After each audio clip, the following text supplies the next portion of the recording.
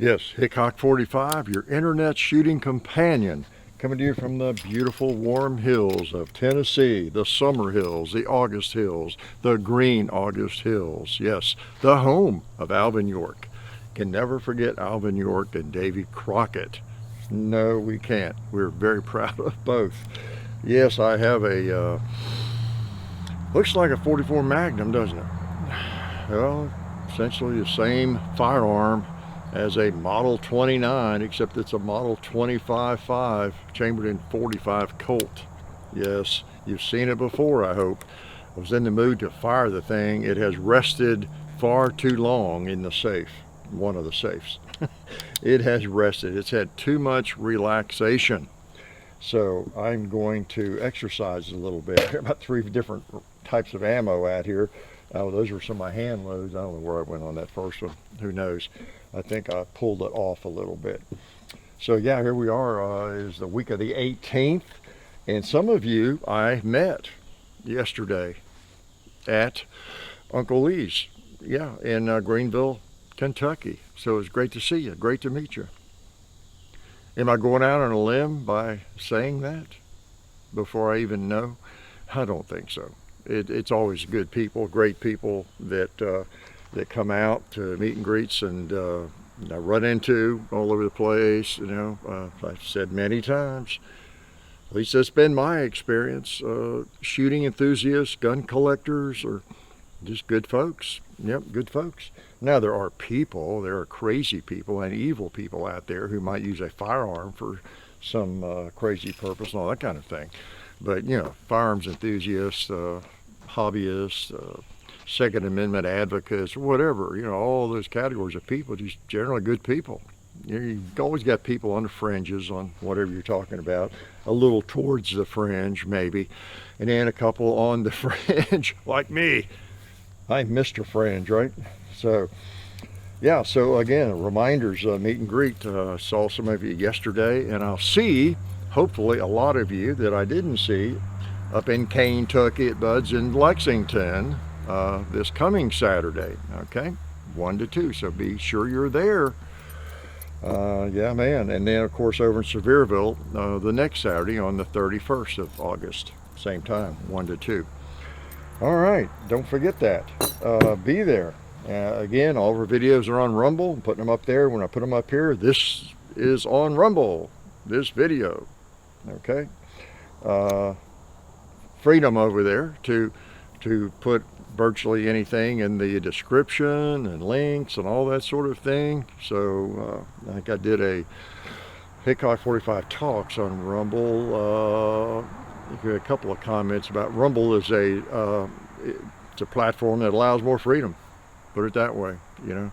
Whether you're a liberal or conservative, you know, there's platforms that lean one way or the other, I guess, and we know how YouTube leans, and I guess we know Rumble leans, and others lean. It's pretty irrelevant to me, as long as they allow freedom. Yeah, respect the Second Amendment. So there we go. And what else do you want to know about? Oh, don't forget, there's some, I've mentioned this every now and then, imposters. Somebody was telling me about one. Did I mention this last week? On, that's your little Steinel 45 Colt, 250 grain. There's someone using my username and real name and everything on Facebook. You run into anything like that, you'll know whether it's me or not. I don't contact people on those, you know, forums. You would know Monday or Sunday. I think I did talk about this last week. But just be aware of that, and give them a hard time, you know. Let everybody know that they're imposters, because there might be some people who, you know, fall for it, right? So I'm going to fall for this 45 Colt. It's a wonderful firearm. It is. See if I remember where to hold. That's the problem. See, when these guns get too much rest in the safe, that allows me time to forget how to sight them. Unless I'm up close. Yeah, like that. What do you think, cowboy? Yeah. Mr. Orange 2 liter. Clowy. Mr. Hog. All right, let's try the gong out there. I was probably holding too low. There we go. As I always say, I just have two problems when it comes to shooting. Two errors I need to work on. Windage and elevation, right? Come on. You can shoot weak-handed. All right. I only hold 6 rounds. I can't get any more in. So, that's pretty cool. I brought another weapon out here today. You notice I don't call them weapons, Jeremy. Look at that. Yeah. You saw me in a Hickok 45 Talks video, number 2, chopping on a log. And then this week, you've seen this, right? The old Gransfors Bruk Axe. I always, boy, I have a hard time remembering. Gransfors Bruk, Sweden. Yeah, beautiful axe. Again, they took care of me. The other one broke, the blade broke, the bottom broke off. It was still kind of usable, but it's broken. These are really nice. I couldn't believe I had that thing 14 years. 14 years. It still felt like a new axe. Time flies. It just flies when you're having fun, doesn't it? I bought that thing at Smoky Mountain Knife Works. Don't have anything here to chop with it. I brought it out to shoot again, right? But make sure if you haven't seen the Hickok 45 Talks videos recently, this week, I'm chopping with that thing, okay? Most of the time I'm sitting in a chair or standing somewhere and talking about a topic, but I don't know, who knows what I'll be doing. A lot of freedom in a Hickok, well, in any video, but in a Hickok 45 Talks video, guess what? Kind of do what I want. Yeah, it's nice to be free, isn't it? Not be told what to say and what you can do so often, like Big Tech likes to do, right? So what do I want to shoot now? Let's shoot, I know what I brought out, some Underwood, these Keith loads, 255 grain gas check, 1,000 feet per second. These things, as I recall, have a little bit of a kick to them. Nice bullet though, nice bullet. 255 grain. This would be a good round. And these, I don't know if these were too hot. Really, they're not too hot, but for a Smith & Wesson, I wouldn't want to shoot thousands of them, but all right, let's put one on that target first. Oh, that's not bad. That's not bad. Oh, sorry, Clyde. How rude. How rude to forget you. And he just sort of lurks over there in the woods. And I haven't hit the gong yet, have I? Oh, yeah, I did. That's right. Short-term memory loss. Yeah. How about long-term memory loss, too? Boy, right in the middle. Quick. Yeah, well, these are nice. Good round. Good round. 45 Colt. I guess I just have an addiction to 45 Colt, don't I? I apologize. No, I don't, actually. It's a great round. Love it. 44, 45 Colt, 44 Special, 44 Magnum, 357 Magnum, 38 Special, 10 millimeter. I mean, I could name a lot of them. They're just wonderful cartridges, aren't they? I've loaded all of them. Many thousands of all of them. Sure have. 4570, 10 millimeter. What else have I loaded thousands of? I'm not thinking. Well, I've loaded thousands of 9 millimeter and 45 ACP. Yep, those are, I guess, the main ones I've loaded so many of. Loaded a few other random things, but in terms of the bulk of what I have loaded, hand loaded over the years, that would be it, I guess. I don't think I'm forgetting anything. I'd never really have hand loaded 38 special in my life. Don't believe I have ever done it at all. I just, I loaded 357 Magnum, and then when I first started doing that, if I wanted a lighter load, I just used the same bullet, same case, everything, and used the 38 special load in that case. And I would shoot that in my Model 19 Smith & Wesson, whatever. Really didn't even own any 38 special revolvers much for a long time. You know, I just didn't. Didn't have a, I didn't see a need for it until, you know, when you get into more interest in collector's guns or old guns or classic gun, like a Model 10, everybody should have a Model 10, you know, if you like revolver, you know, things like that, and then things changed. And then also when I fell in love with snubbies and little J-frame Smiths and all that sort of thing. But then you don't shoot those hundreds and hundreds of times, you know, much less thousands. So I just pick up a box of 38 special, you know, occasionally for that, and plus mostly carrying, you know, as long as I had a couple of small boxes of carry ammo, and then a box or two maybe of some inexpensive just range ammo, 38 special. I didn't need to set up dies and change my dies and another brass to organize for no more than I'd be shooting 38 special. And I know you were dying to know all that, right? Gosh, whatever, let's shoot this again. I saw a commercial this week they mentioned, I guess this would be a good talks topic, but you may have seen this. It's, what are they advertising? Who does it? Is it a gun lock company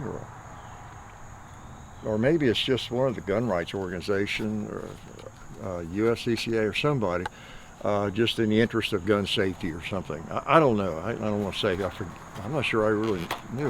I've seen it a couple times, and this time what is this? And I watched it to the end. I said, oh, and it's how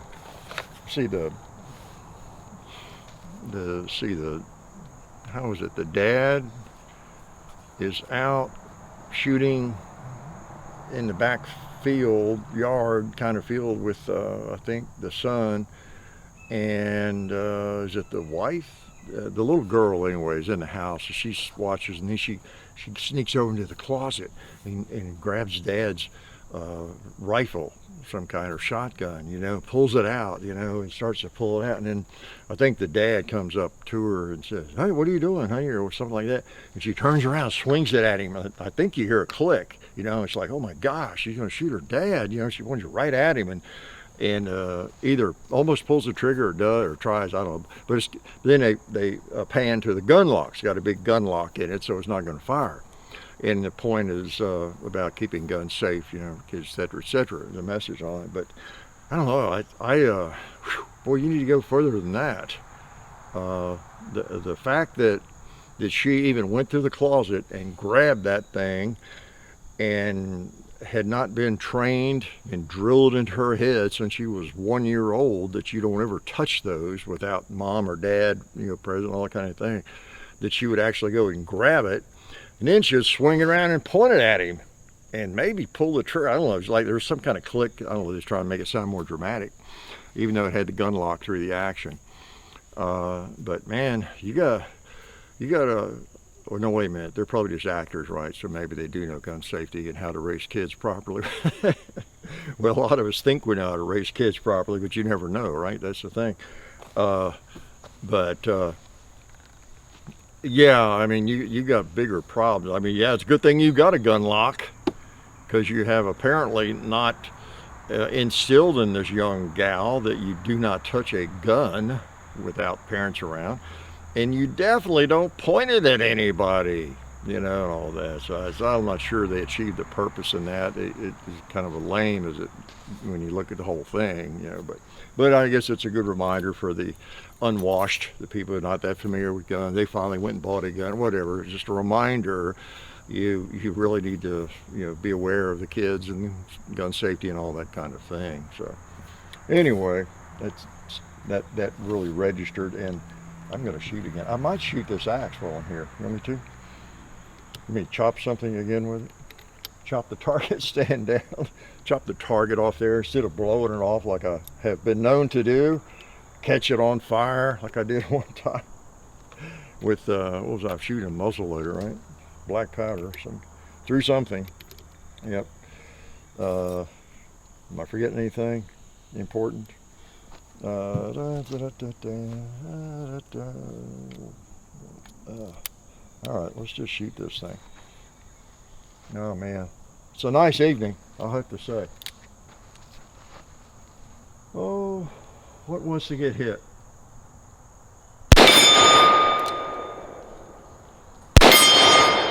Full on back to Clyde. Did I wound him? Yeah, wasn't that time. Well, I better shoot double action. Somebody will get mad at me for not shooting double action.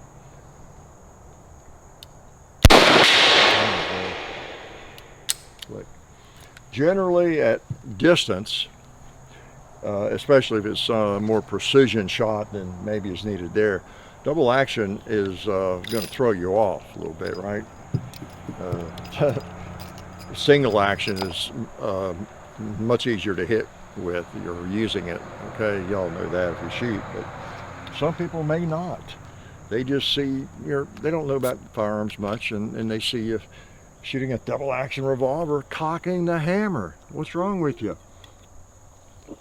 Well, shoot however you want to. You got the option to shoot it either way, right? Now, if it's a defensive firearm, yeah, double action is kind of the way you are advised, we are advised to go, okay? But hey, take advantage of the flexibility. 2 different ways to shoot it. Yeah, man. And let me thank the people that help us. Buds, wow, they are like an icon in the industry. Yeah, incredible outfit, and I will see you there. And I already saw some of you. Silencer Central, they do one thing and they do it extremely well. Wonderful staff, folks there. SDI.edu, check them out. You can get on the road to becoming a gunsmith. You can get an associate's degree in firearms technology. Just learn a lot about firearms, yeah. Or what is it? They do the drone programs too, unmanned aerial, work and programs and all that kind of thing. Alabama holster. I've got one on me. I've got 2 on me. Got my cell phone holster. I've got my, what's it called? The Smith & Wesson Bodyguard. It's guarding my body right now. A 2.0. Yeah, in this little holster. Maybe I'll shoot it, maybe I won't. I've got carry ammo in it. Awaiting some Talon grips for it. They're going to be making those really soon. They don't have them quite yet as I speak today. Okay. What else? There was something else I was dying to tell you. I don't know what it was. Let me load this. What do I want to shoot? Let's shoot a couple of these Steinel rounds here. Young people, I got some advice for you. Yeah, if speaking of learning about firearms or anything, getting on the path to that, I know when you're young, you're interested in, and you'd like to. You may be, I don't know, name an age: 12, 15, 10, 18, 20, whatever. And right now it's hard for you to do any shooting, or you can't really afford to. You got other things going on, school, college, or whatever, busy working and all that. Well, there's no rush. You got a long life. Look at me, I've been around a long time, and as far as I know, I'm still very healthy. So you got a lot of time. Be about learning. The area. If you're probably beginning to realize what sorts of firearms look interesting to you, right? And if it's this kind of thing, like a double action revolver, that you love these Smiths, you've been to a gun show, or the ones you see on TV or in games or wherever it might be, or in videos, just learn more about it, from videos. Hopefully you learn a little bit from ours and others, and just, be learning about safety. be learning about the calibers, and I mean, there's just so much, isn't there? There's just so much to learn. People are confused when I say the AR-15 is 22 caliber, for example, in a video, and you get lots of comments. They think I misspoke. Not that I'm beyond doing that, but yeah. 5.56, the AR-15 generally is 22 caliber. It's just a different cartridge. Just there's so much that can be kind of confusing. Plus all the calibers are named something different than their diameter, whether it's within a thousandth or two or less or whatever it is. Like a 44 mag, 44 special is really a 43 caliber. You get down to the diameter of the bullet, and same with you get 357, 38s. It's just it's just the way it is. So there's lots to learn, and it's interesting if you're interested in the history of firearms. Boy, is there a lot to learn there. So just jump into it and get some of that information in and study it. Read books. Everything. All right, something I can't do because I never did learn to read. Never really did. Seemed like it was a waste of time to me, so I just never did do it. All right. Spent all my time shooting. Let's shoot the Talon grips down there. How about Ballistol? Oh man, this thing is nice. Don't you think, Clyde? Yeah, Clyde likes it. So's the cowboy. So's that 2-liter right there. Oh, what'd I tell you? Let's go double action on that thing. Quick. All right. Pretty nice. Pretty nice. Oh man. We appreciate everybody that helps us out and you all watching. And one last thing, young people, is I talk about a lot. It reminds me.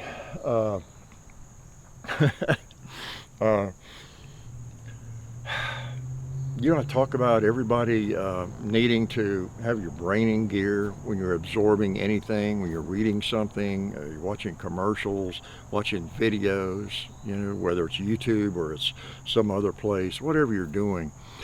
Always be aware that there's probably more to it than meets the eye, and there could very well be an agenda. There could be more than meets the eye. Yeah. That's all I'll say about that. Do my Forrest Gump imitation. So yeah, this is pretty cool. In frame, pinned and recessed. And a lot of you knew that already. You've seen the videos on it. I don't think any of these have been taken down yet. So they're not taken down on Rumble, I know that. So we'll keep you abreast of all that, apprised. And I hope again to see you in Sevierville or Lexington, okay? And I hope I saw you yesterday in Greenville. I hope I was there. Yeah, you never know when you're a little early in the week what's going on. Yeah. And it's interesting. It could happen one Sunday. I get these ready, and render them and everything, and then try to get them approved.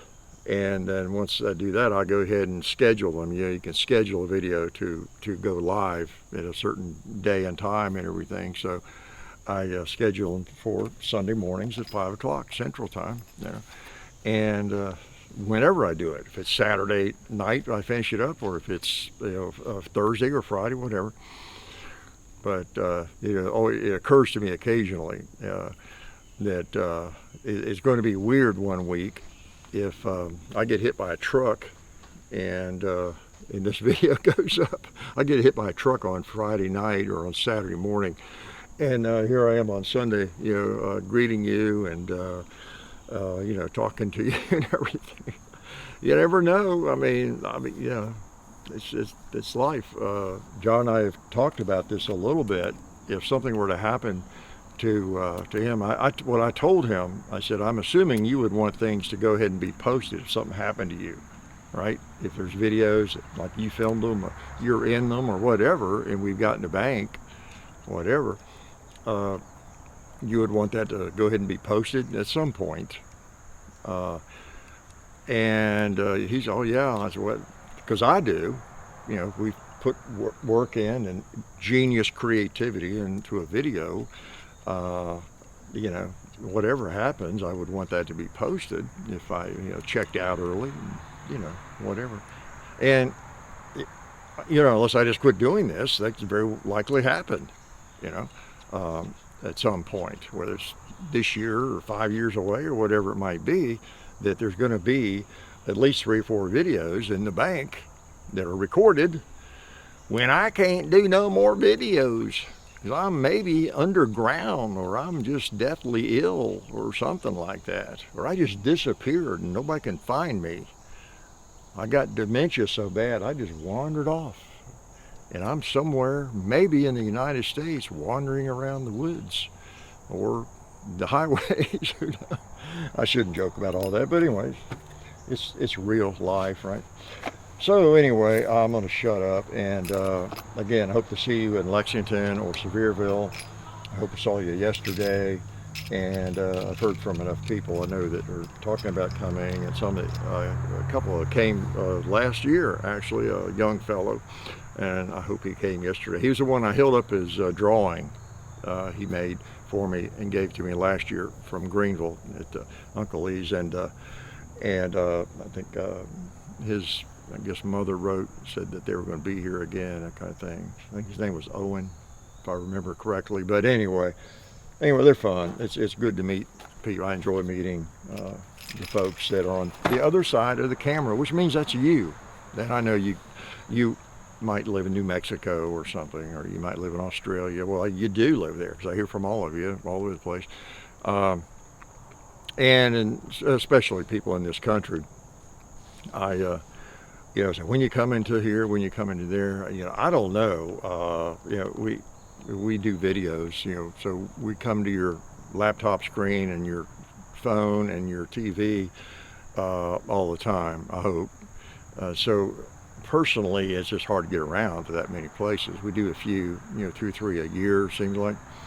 But I don't know, maybe I'll retire from shooting, I'll quit doing it, and I'll just go on the road. One of you can sponsor me, do like Madden. Buy me a bus, just like Madden's, okay? And pay all my expenses, plus, you know, a couple of million a year, whatever. No, just kidding.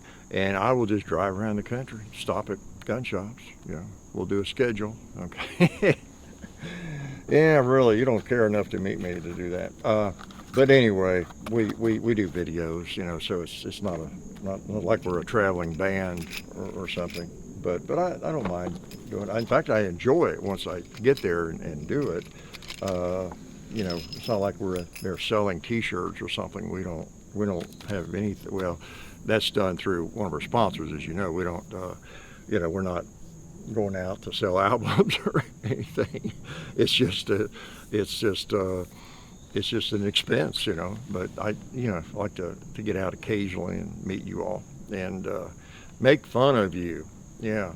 So there's really no there's we don't make any money but selling something at these things, and so, you know, it's not like we're funding meet and greets. And I know a lot of comics and musicians, you know, do that, and they make a fair amount of money at those venues and things they do, and but they're doing what they do. You know, what we do is right here. This is what we do, you know, so we can't really do that on the road, and so but we get out occasionally.